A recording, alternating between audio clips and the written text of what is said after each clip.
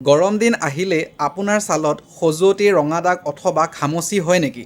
যদি হয় তেন্তে এই ভিডিঅ'টো আপোনাৰ বাবেই। গৰম দিনত ফাংগেল ইনফেকশ্যন, খৰ, ঘামচি আদি অতি সাধাৰণ সমস্যা। প্ৰথমে কওঁ ফাংগেল ইনফেকশ্যন অথবা ৰিংৱৰ্মৰ কথা।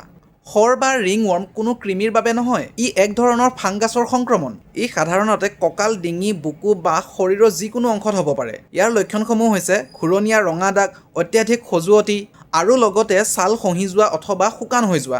এনেধৰণৰ ফাংগেল ইনফেকশ্যনৰ পৰা ৰক্ষা পাবলৈ আক্ৰান্ত অংশ সদায় পৰিষ্কাৰ আৰু শুকান ৰাখক।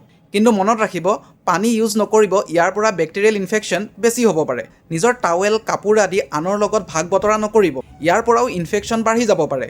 ডক্তৰৰ পৰামৰ্শ অনুসৰি এণ্টিফাংগেল ক্ৰীম বা ঔষধ ব্যৱহাৰ কৰিব। এইটো ক্ৰীম আপুনি দিনত দুবাৰকৈ ইউজ কৰিব পাৰে। লগতে এই পাউডাৰটো দিনত আৰু ৰাতি শোৱাৰ আগত এপ্লাই কৰিব পাৰে।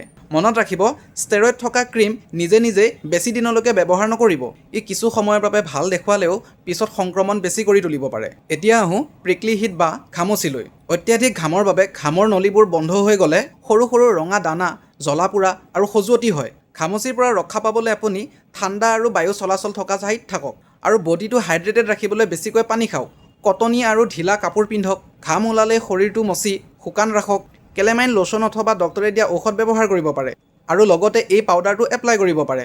কিন্তু মনত ৰাখিব, যদি দাগ বাঢ়ি যায়, পুজ ওলায়, বহুত বেছি খজুৱতি থাকে বা বহু দিনলৈকে ভাল নহয়, তেন্তে আপুনি ডাৰ্মেট'লজিষ্টৰ পৰামৰ্শ ল'ব।